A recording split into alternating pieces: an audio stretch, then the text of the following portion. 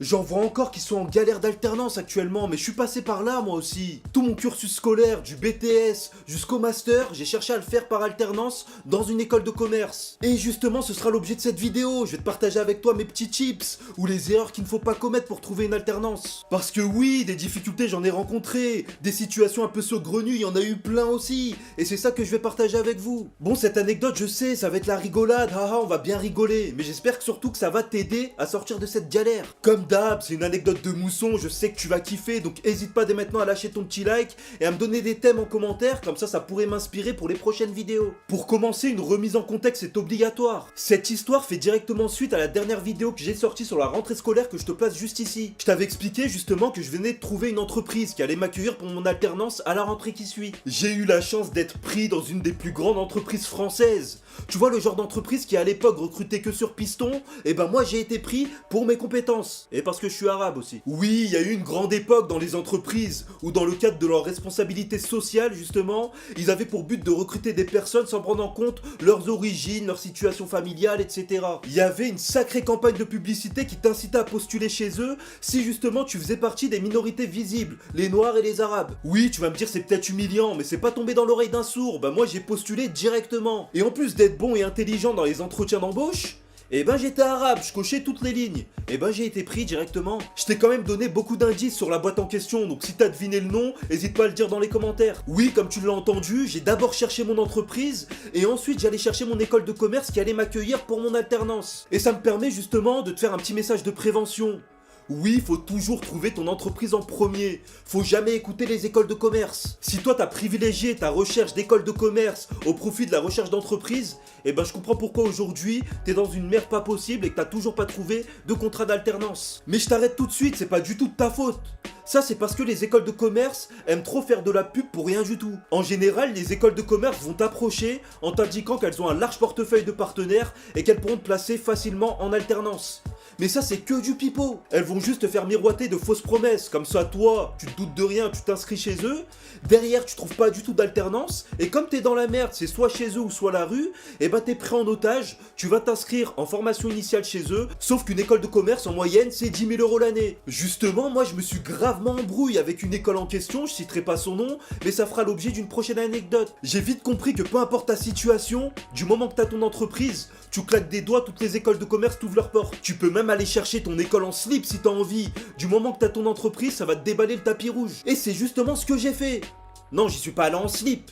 Mais je suis allé à peine 2 semaines avant ma rentrée scolaire, trouver mon école, et j'y suis allé comme ça, en survêt Lacoste. J'ai cru que la vie c'était McDo, venez comme vous êtes, je suis venu comme ça frère, 2 semaines avant la rentrée. Donc les classes elles étaient déjà faites. Mais est-ce que t'as cru à un seul moment qu'ils allaient me refuser? Je te le répète, j'ai trouvé une entreprise. C'est la plus grande entreprise française et elle recrute près de 10 000 alternants par an. Tu crois vraiment que vous allez fermer les yeux là-dessus? Donc moi j'arrive à mon entretien en survêt Lacoste pour rencontrer justement un responsable pédagogique. Je suis rentré dans l'école de commerce, tout le monde m'a dévisagé.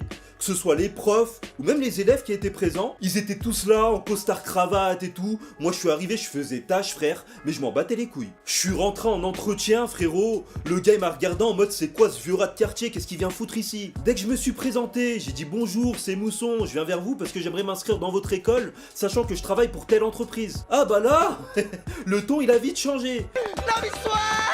La voix elle a changé, il est devenu beaucoup plus agréable, il s'est posé, je savais très bien que j'étais pris. Quand j'ai dit le blast de l'entreprise qui allait m'accueillir, ça y est, c'était le acquis des rois, tout était gagné. Il faut que tu comprennes à quel point ils vont grailler sur mon dos dans cette école. Parce que oui, je leur amène un futur partenaire de poids. C'est bien sûr le plus gros partenaire qu'ils ont dans leur portefeuille. Et ça leur permettra, les années qui suivent, d'accueillir au moins 15-20 alternants qui vont placer justement dans cette entreprise. Et tout ça, c'est grâce à moi. De plus, moi j'ai rien à débourser. C'est l'entreprise qui va payer mon école. Donc c'était tout bénef des deux côtés. T'as vraiment cru qu'avec tout ça, il allait me dire tu présentes mal, t'es en survêt Lacoste, dégage d'ici? Mais jamais de la vie, mon cul, ouais. Donc ouais, j'y suis allé cher confiant, cher arrogant, mais je savais ce que je faisais les frères. Il y a juste une chose qui est pas allée dans mon sens, et ça m'a mis une pression de fou. Moi t'as vu, j'y suis allé de base pour m'inscrire en BTS Management des unités commerciales. Aujourd'hui c'est le BTS MCO. Sauf que le gars, il fait quand même son travail, il s'y connaît en ressources humaines, etc. Il a lu ma fiche de poste et il m'a dit concrètement, pour ce BTS là, je vais être dans la merde si je m'inscris, parce que toutes les missions qui me sont proposées par l'entreprise correspondent pas du tout. Donc lui il me dit très gentiment, la fiche de poste que tu m'as donnée ici, elle correspond plutôt à un BTS négociation et relations clients. Par contre, le responsable pédagogique, on peut pas lui en vouloir, lui il fait son taf. Quand il a vu ma fiche de poste, il m'a dit pour faire un BTS MUX c'est mort. Par contre si tu veux je t'inscris en BTS NRC. Négociation et relations clients. À l'époque, ça correspondait au BTS force de vente, et aujourd'hui, je crois que c'est le BTS négociation et digitalisation de la relation client. Sauf que moi, j'avais pas du tout prévu tout ça. Moi, ce BTS, il me correspond pas du tout. Je t'explique, faut savoir qu'à l'époque, juste demander une baguette à la boulangerie, je bégayais de fou. Alors là, il m'orientait vers un BTS où il y avait que des épreuves à l'oral presque. Une épreuve de négociation, une épreuve de soutenance, donc moi, je pouvais pas faire ça concrètement. Pour le coup, je bégaye, je savais pas quoi dire. Mais on va pas se mentir, il avait totalement raison sur tout ce qu'il m'a dit.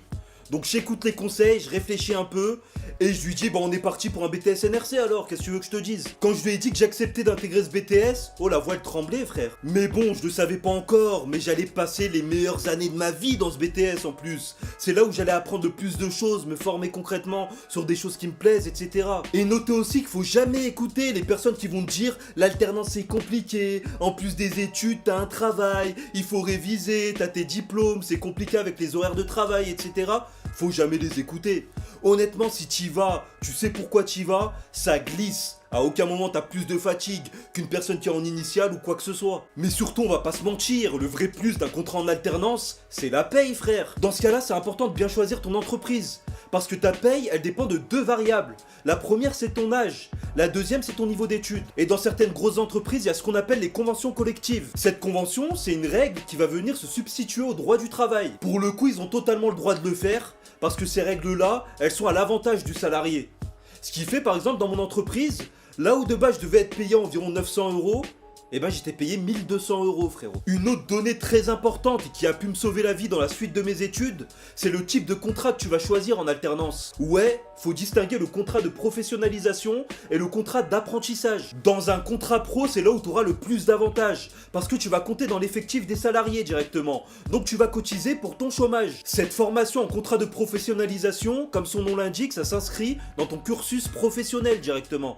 Donc ça rentre dans ton expérience pro. A l'inverse, dans un contrat d'apprentissage, tu comptes pas parmi les salariés. T'es juste un pion en fait, comme si t'étais en stage. Et tu cotises pas non plus au chômage. Donc faut faire très attention. Et bien sûr, faut privilégier le contrat de professionnalisation. Moi personnellement, j'étais en contrat pro, mais je te raconterai dans une prochaine histoire à quel point ça a pu me sauver la vie. Comme d'habitude, ça fera l'objet d'une prochaine vidéo. Bref, c'était Mousson, on arrive à la fin de cette vidéo. J'espère qu'elle t'a plu. Si c'est le cas, comme d'habitude, tu likes, tu commentes, tu partages à tes potes. Et surtout, tu me rejoins sur tous les réseaux sociaux. Mousson TV, Mousson TV, Mousson TV. Allez, ciao!